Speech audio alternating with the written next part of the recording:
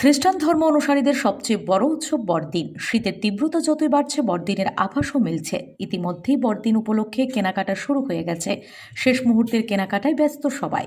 বিশেষ দিনটিতে কি কি উপহার দেবেন তা নিয়ে প্রস্তুতির শেষ নেই।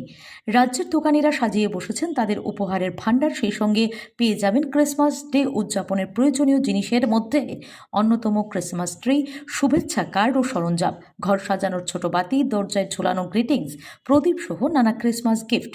মঙ্গলবার আগরতলার বাজারগুলোতে দেখা গেল ক্রিসমাসদের কেনাকাটায় ব্যস্ত লোকেরা সংবাদ মাধ্যমের মুখোমুখি হয়ে তারা কিভাবে দিনটি পালন করবেন তা বিস্তৃতভাবে তুলে ধরেন।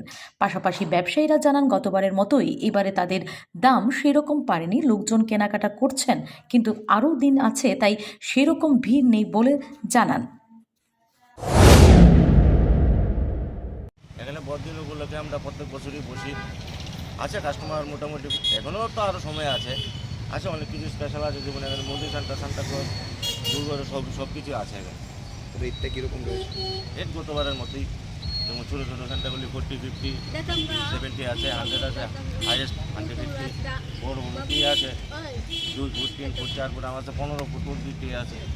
চাহিদা কীরকম রয়েছে? আছে এখনও তো ঠিকভাবে লাগেনি, সময় আছে আর